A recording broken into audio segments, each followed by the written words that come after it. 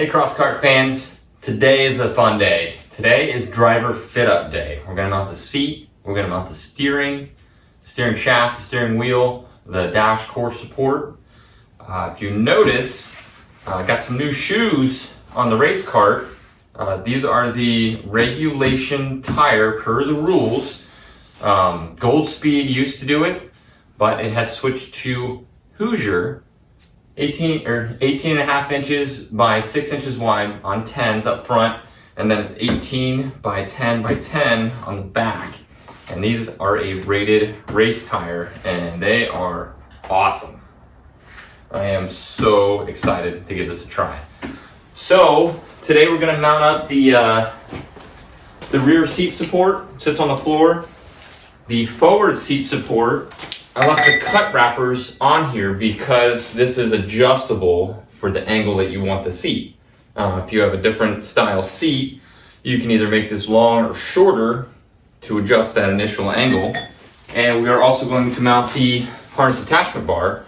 I left the cut wrappers on here as well because you don't know how far forward or back you're going to want this. And then obviously mounting the seat is a big part of this. I use these NRG seats.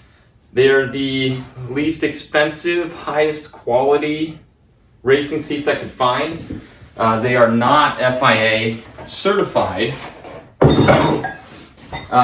because you're looking at spending $700 to $1,000 for a rated one, and I don't know if I'm actually going to race this one. If I do, I will invest in a different seat, and obviously the seat mounts should be similar. This is right around $200. It's memory foam. All of these pads are removable. They have Velcro on them so you can pull out the memory foam and give them a good clean. It's got a hole in the bottom for your 5-point harness, which is super important to me since you're wrapped around metal. You're going to want to be attached to the seat. The first one I got, the quality control wasn't so good, but the two after that have been really, really nice. So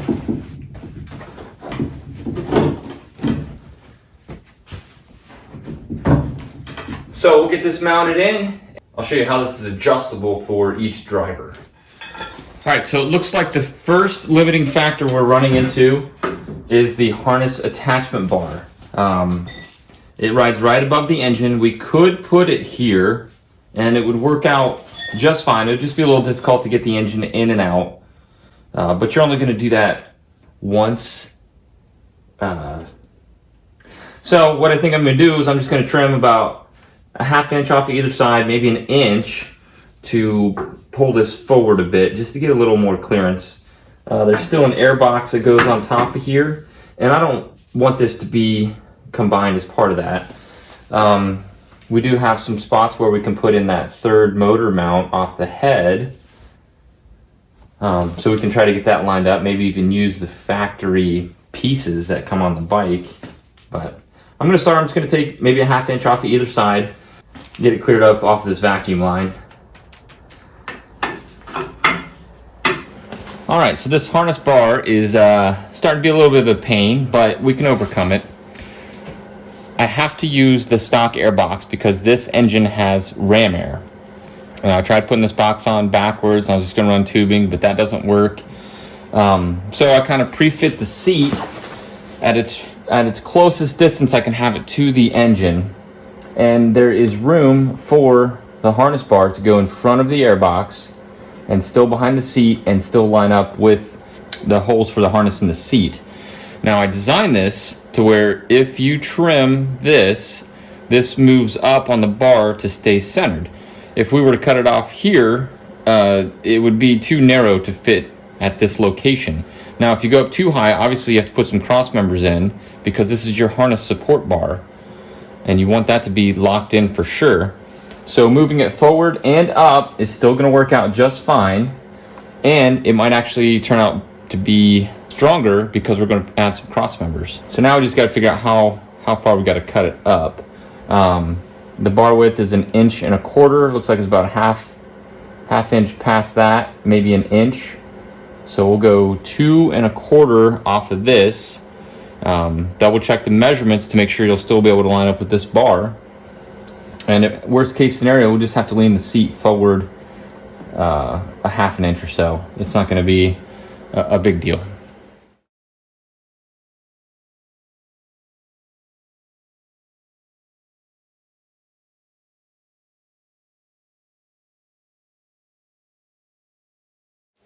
All right, so let's have a look here.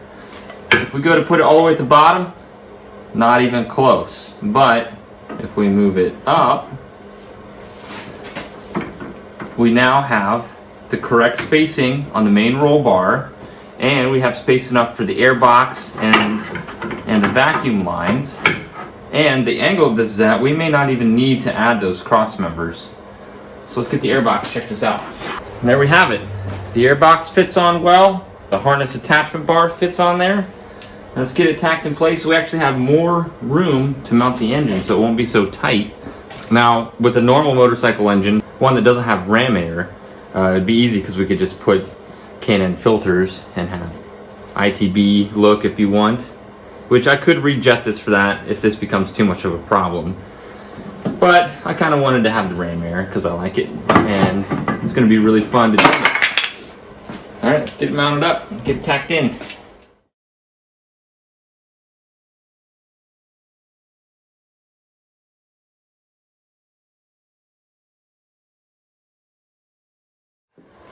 All right, now on to the fun stuff. You're gonna need C44.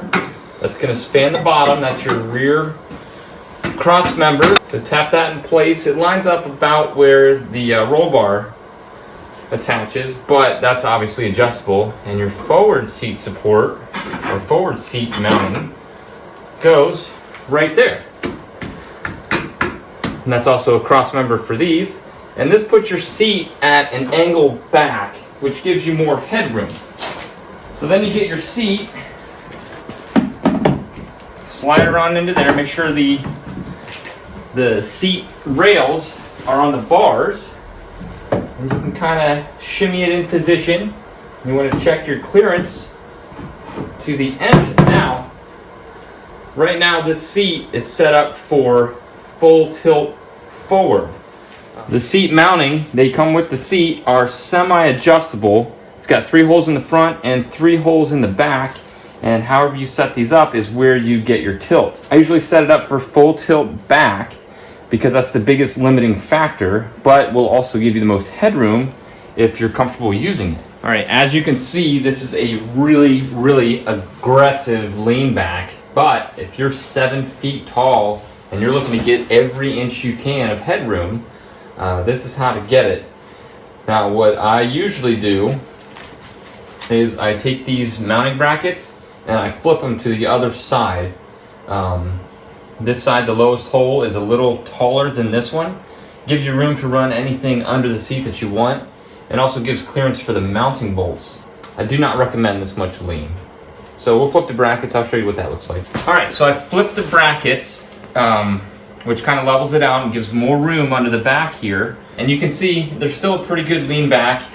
I actually take this down to the middle one for my preference, but this is how you get the most headroom. Our harness attachment bar is lining up nicely. So the next step is just to center the seat in the cab, level out your front bar and your back bar.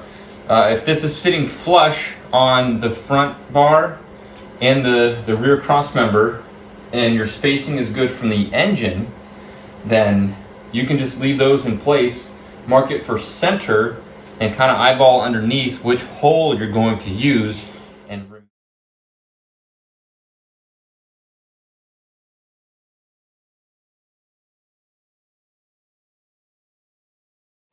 all right, so once you've got that figured out, you're going to want to square this back bar, but don't move it from your original position. And then we'll tack that in place, double check the seat, and then tack the front one. All right, we've got our rails ready to mount, but before we do that, I'd like to address something. I got a few comments on this notch that I put in the motor mount bar. Now obviously, if you cut a notch in a tube, even if you put a piece in there, it's not going to retain its original strength. What we were shooting for was retaining the original strength for our application. Now the three primary forces are push, pull, and twist. So pulling this apart, this isn't going to be as strong, but we've got the bottom tacked in, so it can't be pulled or pushed together. So that's retaining its original strength there through these being attached. Twisting motion on this would be this bar moving forward or that bar moving forward. It can't because it's attached. Now the third force would be if we applied pressure directly to the center of this. It would still be really strong because that bottom one is connected. So it would have to bend a lot more than just this notch. But we're using the outsides of this. So our forces are driving right along the places where this isn't near. I tried to express that in the video with the little subtitle, the angle we're using, but some people still got confused on that. So I just wanted to clear it up. Don't go cutting notches in your tubing thinking it's going to be the same strength. This is the same strength for our application. Okay, now the seat rail, just use your lines. Line it up, find the hole that you wanted to use. Now, I actually had to cut this loose and move it back about 1/4 inch. I'll flip this so you can see it, because I wanted these holes to line up at the exact top of the bar so that my seat mounts, the bolts run directly through the middle, not offset at all. Cut the tacks loose, moved it back, lined it up, put it back in. 1/4 inch isn't going to make much difference in the long run of things. So now we can pull the cut wrappers off that and tack these in. Make sure level and square to the back one, and you can use a hammer to tap it if you need to. All this is triangulated, so it's just going to help it if it's tight.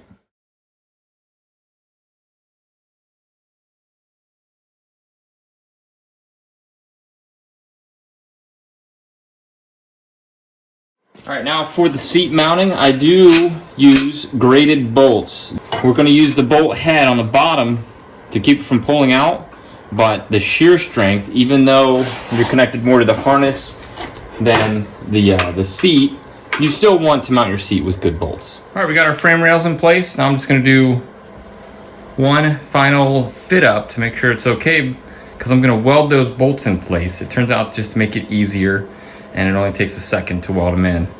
So let's do that.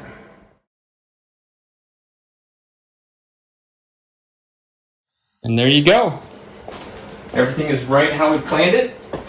And now you can have your first sit down in your race car. Oh yeah. That is comfy.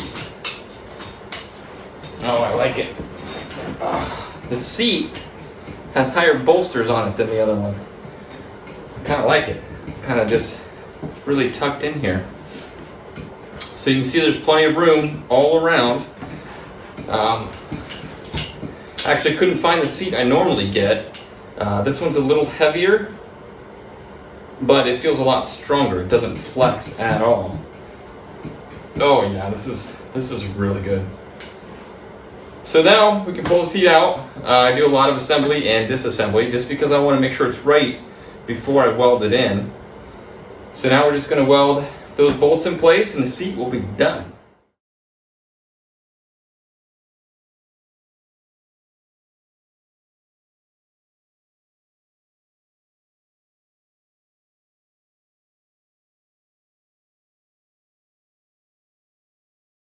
All right, so next up is your dash / core support / steering support. This is the cross member that goes across the front. Now, what I've done here is I've made 3 simple pieces. Now the notches on both these are about 50 degrees, and then you have a piece that goes here, and it just triangulates it. Now, it being done this way means you can rotate this around that cross member to pick your steering height. So we're going to use this before we tack it in to get the steering support nice and square. So you want these parallel to each other. Then you can tack this piece in, then we'll tack this in, and then we'll figure out where we want our steering wheel.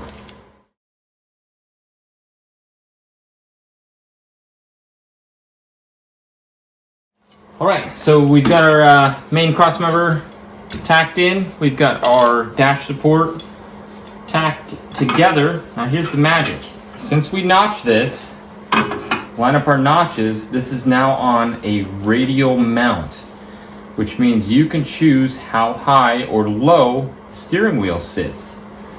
Now I know for a fact that I like this to be about 21 inches from the floor for my other ones. That gives a good dash angle, gives a good dash mounting point, gives good room for the electronics, but that puts the steering wheel where I like it. That doesn't mean you have to put it there. So that's just my little radial dash mount. So it's just tacked in, but you can see another angle of how you can just rotate it around that bar and change the height that you want. So let's assemble the steering and see where the final place for this is going to be. All right, let's take a look at the components for the steering. I've got the steering wheel right here. It's a Flash Power. I got it off of Amazon. I've got a 36-inch stainless steel double D shaft. I've got a double D to double D universal joint. I've got a 3/8 24 36 spline that comes off the steering rack that adapts it to a 3/4 double D. This one I decided to use 2 universal joints to see if I get any extra leg room. I got a 3-bolt to 6-bolt adapter. Got the quick release system in a 3-bolt for the steering wheel. And got a mono ball steering support shaft. Now I could just use 2 of these, but I kind of like the setup of this one. And how it's set up, you can make it adjustable. You can drill separate holes in your bracket and have this move up and down if you want. Now for the steering adapter to the quick release, I use red thread locker on everything. It's not very often you have to take your steering wheel apart, and I've had some bolts vibrate loose, so everything gets red thread locker.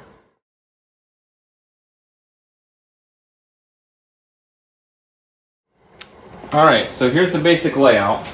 We're going to take our conversion universal joint, and then we're going to run a length of 3/4 double D.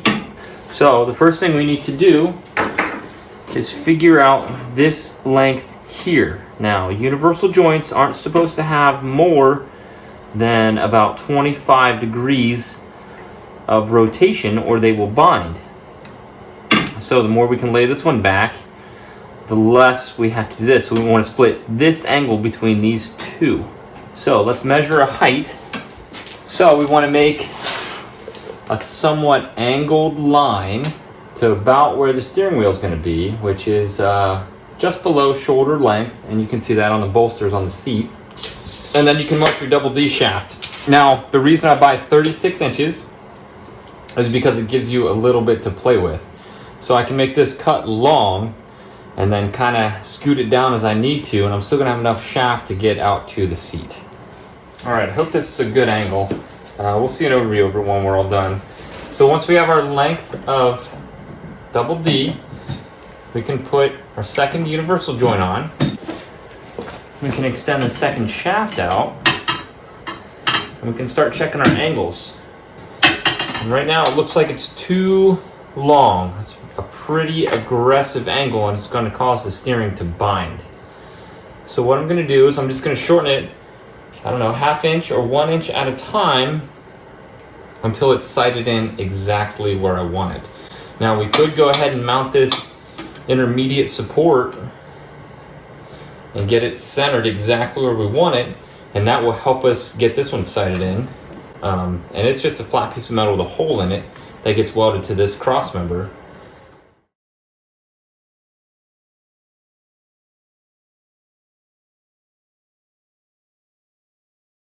All right, got this locked in, nice and centered. Let's put this back in and get a good measurement.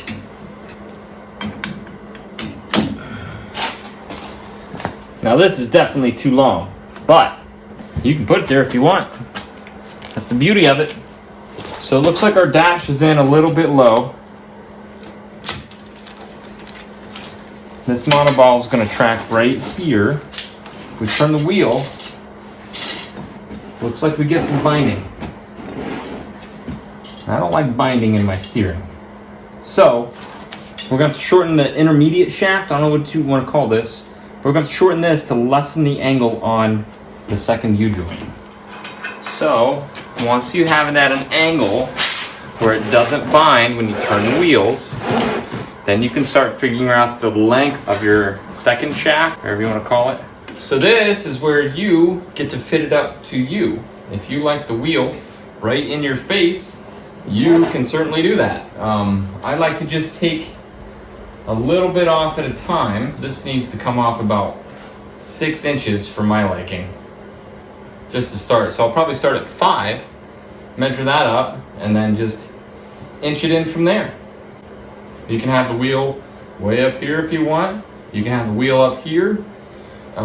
You can do this however you want. And remember, this steering wheel is removable to help you get in and out. So I'm going to do the distance first, and then I'm going to do the angle once it's at, you know, the place where I want it, to see what feels comfortable. Oh yeah, I like that. Now you can set your height. It looks like this bar is going to be just about level, and that height is adjustable with the tab length. All right, let's take a quick look at our work. We've got our steering rack. We've got our first universal joint that converts the spline of the rack to 3/4 double D. We've got our first steering support, which is adjustable via that jam nut. Then we've got a second universal joint that's 3/4 DD to 3/4 DD. And this is stainless 3/4 DD steering shaft, obviously. Now this is the reason I used 2 universal joints. Look at the space. Look at how much room you have for your foot. I'll show you on the other one what I'm talking about. See how close this pedal comes to the steering shaft? Now, it's more than enough for the brake we're going to use. This only has about 1.5 inches of travel until your full brakes. But I just didn't like it being that close, and if there was an easy alternative, I was going to do it. I had to buy this coupler anyway, and that U-joint that converts the spline to 3/4 DD was only about 30 bucks. Apparently it's a popular size for a car. Back over to this. We've got our 3/4 DD shaft to a monoball steering support. And then we've got our quick release. We've got our dash core support set at the angle I want, and we have the length all set.